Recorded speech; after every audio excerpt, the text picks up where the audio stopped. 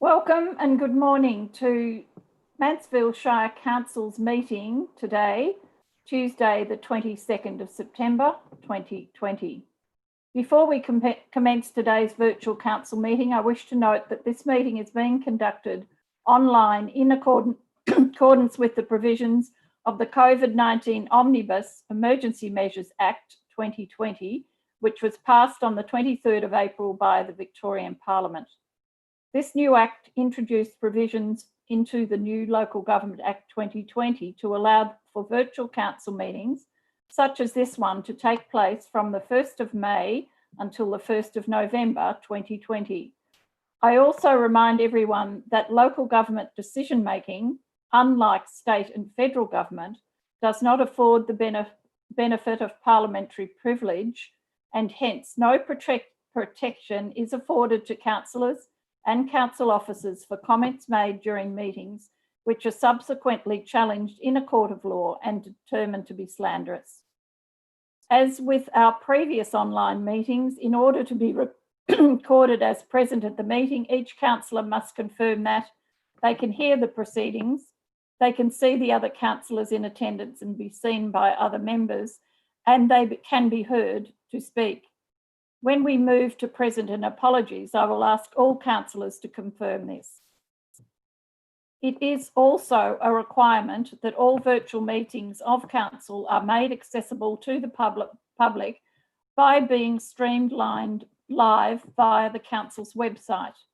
We are also expecting the Mansfield Radio to join us this morning as well. Please note that closed sections of council meetings to consider confidential items are not required to be live streamed nor recorded electronically. A quorum of a meeting of our council is that 3 councillors are present. If for some reason the quorum requirement is breached during the meeting by councillors dropping out of the meeting for some reason, we will adjourn and try and restore those connections. Finally, please note that should we encounter significant technical difficulties that do not allow today's meeting to continue at all, the meeting will be adjourned and those items on the agenda that have not been considered will be deferred for consideration by council at a later date. Thank you to everyone for your continued support and your patience. Councillors, I will ask you each individually to confirm verbally that you can see all councillors and hear the proceedings. Councillor Olver. Thank you, Madam Mayor. I can hear the proceedings and see all councillors and council officers. Thank you. Councillor Sladden. I can hear the proceedings and see all councillors and council officers. Thank you. Councillor Volkering. Thank you, Madam Mayor. Yes, I can see fellow councillors, council officers, and I can hear all proceedings. Thank you. Thank you. Councillor Westendorf. Confirming that I can hear the proceedings and see all councillors and council officers. Thank you. I also can see all councillors and hear. Would you please raise your hand that you can hear each statement of all councillors? Thank you, councillors. We'll move on to item number 3, which is apologies. Madam CEO, are there any apologies for today's meeting, please? No, Madam Mayor, there are no apologies. Thank you. I will read the statement of commitment and I'll then ask each councillor to confirm their commitment to that statement. As councillors of Mansfield Shire, we are committed to ensuring our behaviour meets the standards set by the Mansfield Shire Councillor Code of Conduct and Councillor Charter. We will, at all times, faithfully represent and uphold the trust placed in us by the community. Councillor Olver. Thanks, Madam Mayor. I confirm the commitment as the statement's read. Thank you. Councillor Sladden. I confirm my commitment. Thank you. Councillor Volkering. Madam Mayor, I confirm my commitment as read. Councillor Westendorf. Thank you, Madam Mayor. I confirm my commitment as per the statement. Thank you. Could I call on Councillor Peter Olver, please, to read the acknowledgement of country? Thank you. Thank you. Our meeting is being held on the lands of the Taungurung people and wish to acknowledge them as the traditional owners. Also, I'd like to pay our respects to their elders, past and present, and Aboriginal elders of other communities who may be listening in today. Thank you. Item number 6 is the disclosure of conflict of interest. I will ask each councillor to state whether they have any conflicts of interest on items in the agenda today. Councillor Olver. I have no conflict of interest. Thank you. Councillor Sladden. I have no conflicts of interest to any of the agenda items. Thank you. Councillor Volkering. Madam Mayor, no conflict of interest. Thank you. Councillor Wessendorf. Confirming I have no conflict of interest. Thank you. I also have no conflicts of interest. Thank you. We will move on to item number 7, which is the presentation of reports. The first report is 7.1, Mansfield Shire Business Recovery Plan. We have a report there for you, councillors. Do we have any questions, please? Councillor Volkering. Questions to our interim general manager? Yeah, look, I was just a little bit confused by some of the data in the Urban Enterprise report. It mentioned, I think, 980,000 visitors to Mansfield. Oh, that visitation figure, is that just to Mansfield or Mansfield Shire? And does it include Mount Buller, Mount Sterling? Because if that 980,000 is the figure being used, it's way off what we had been told by Tourism Northeast. I think the figure was up around 1.86 million visitors, including Mount Buller, Mount Sterling. If it doesn't include Mount Buller, Mount Sterling, I can kind of accept the 980. Thank you. Jenny or our CEO, Kayleen, would you like to answer that question, please? Thank you, Madam Mayor. We will go and get the figures confirmed, but I do know the Lake Eildon Master Plan talks about 900 visitors to the Lake Eildon region. So I'm assuming that it doesn't cover much more than Mansfield Shire, because it wouldn't. The Lake Eildon plan covers the whole of Lake Eildon, including the area in Murrindindi, and that's got 900,000 on that in that plan. So I'm assuming it should be a lot more if we're including Mount Buller in particular. Thank you. Thank you very much. Councillor Volkering. Are you seeking questions generally about the report, the action plan? Just if you have any questions of the officers, that's all, prior to putting the motion. I'm just a little bit of a loss. I've read through the report, and God, just a comment, I find it a little bit underwhelming, to be honest, for what it doesn't say as much as what it does say. For example, there's scant regard for Mount Buller, Mount Sterling, I think, generally. Lake Eildon hardly cracks a mention. It's pretty much the same old stuff. I don't see anything in there that really excites me, I have to say. The absence of the word technology and new technologies, you know, I just get the sense that we're almost playing a straight bat to everything. I think we have to have a point of difference. I like some of the suggestions, for example, in the action plan down at around action items 15.1, 2 and 3, it's starting to talk around what I think are bigger ticket things. But I think we're going to come out of COVID-19 and things are going to be significantly different for at least the next 2 to 3 years before we see the visitor economy back to what it was. And when I read the report, the words ecotourism, I thought was a little bit light, and yet TNE had mentioned the importance for the change to more eco-based tourism. One of the things that TNE mentioned that stayed with me was a lot of people in Melbourne wanting to come to the regional areas, Mansfield included, really just to almost be consumed by the beauty of the area. So they're not looking for too much, but they just want to be able to come and immerse themselves in what we take for granted every single day. And when I read the report, I couldn't figure out how that was going to be activated. Now I know it's looking at the businesses, but then when I started to dig a bit into the detail around that, I found some of the figures really hard to comprehend. Manufacturing, for example, is going along okay, so as is agriculture, but I have to take that data as being 100% accurate because of where it's come from. Same in Mansfield, we've got some businesses in town here who are going absolutely gangbusters. And I suppose overall in retail, if you put an umbrella around retail, the downs are probably bringing those that are doing really, really well down as well. So I'm not sure. I'm a bit perplexed by it all, and I'm not sure whether other councillors are sort of on the same page as I am with that.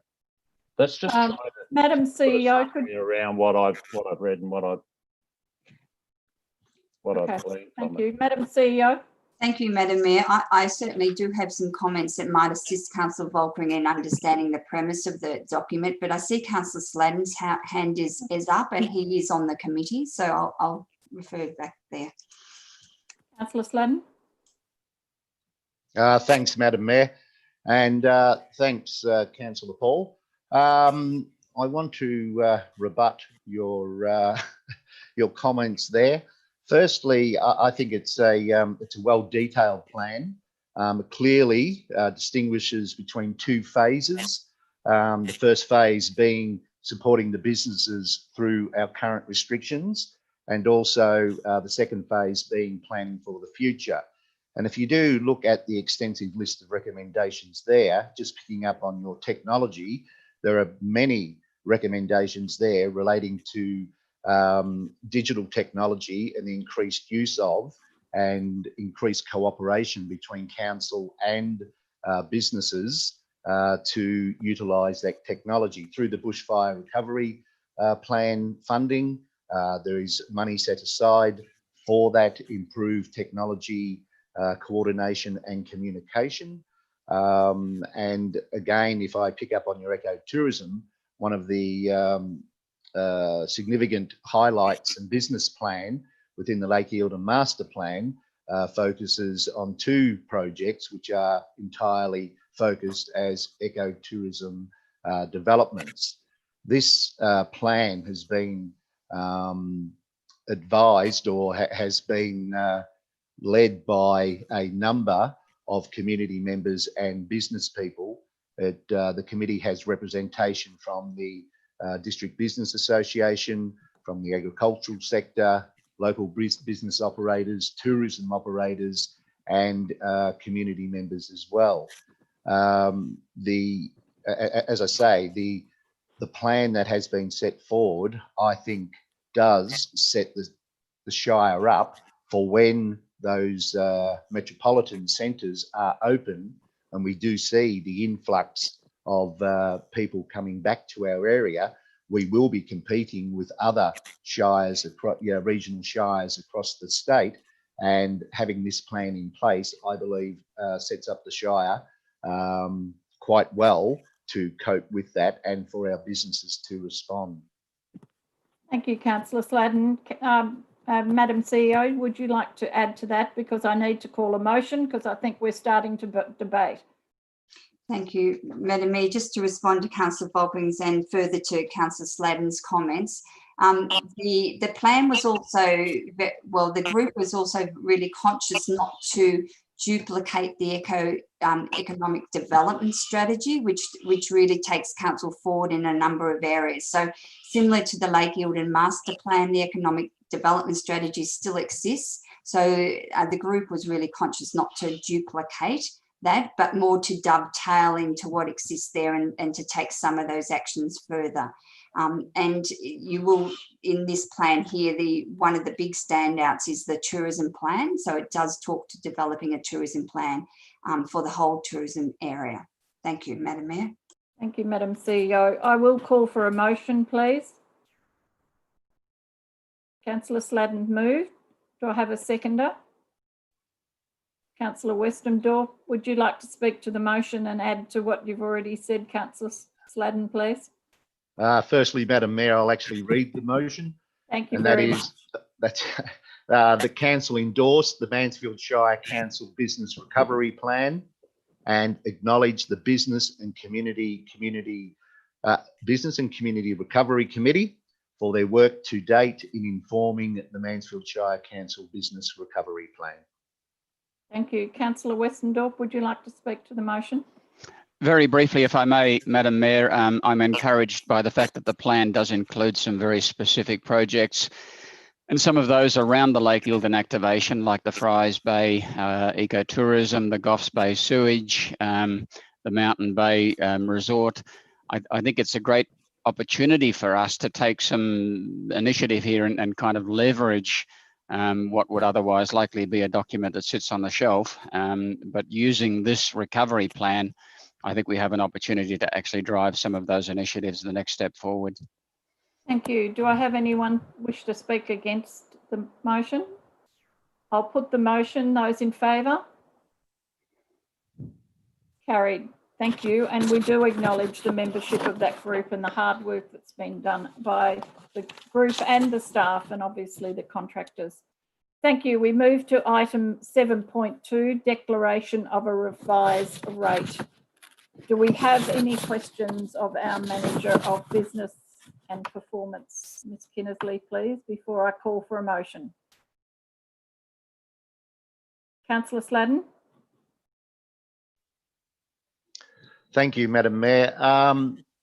Ms. Kinnersley, can you confirm that this recommendation that is before us will not have any impact on our budget? Yes, that's right. That's correct. The total dollar amount in the budget is correct. It's the actual rate in the dollar, the cents in the CIV, that needs to be revised. The total dollars in the budget will stay the same. So, as a follow-up question, it's not a significant change that requires council to go back out to the community for consultation on the budget? Yes, that's correct. So the requirement for a revised budget is if there's a material impact, of which this will not be. Thank you. Councillor Westendorp. Yeah, again for Ms. Kinnersley, the impact of not doing this rate change would leave us, and if you could confirm that, would leave us overcharging our ratepayers, and basically we would then be increasing our rate base by more than the allowed amount. That's correct. We'd be in breach of the rate cap. So we would be in breach of the legislation or the regulations. That's correct. Thank you. Thank you. Could I have someone move the motion, please? Councillor Olver, second Councillor Westendorp. Councillor Olver, would you mind reading your motion, please? That Council, number one, repeal the general rates declared on the 4th of August 2020 in respect of the 2020-2021 financial year, and 2, pursuant to the provision of section 161 of the Local Government Act 1989, declare the following differential rates for the 2021 financial year effective the 1st of July 2020. Point 1, a general rate of 0.2789 cents in the dollar of CIV for all rateable residential properties. Point 2, a general rate of 0.3821 cents in the dollar of CIV for all rateable commercial properties. Third point, a general rate of 0.3626 cents in the dollar of CIV for the rateable vacant land. Next point, a general rate of 0.2482 cents in the dollar of COV for all rateable rural residential properties. The last point, a general rate of 0.1841 cents in the dollar of CIV for all rateable farmland properties. Thank you very much. Councillor Olver, would you like to speak to the motion? No, it's self-explanatory. Thank you, Thank Madam you. Mayor. Councillor Westendorp, any extra comments? No, Madam Mayor, it's one of these things we have to do. Thank you very much. I'll call for those in favour of the motion. Motion is passed. With that, and there being no more business for the meeting, I will close the meeting. Thank you very much for your attendance.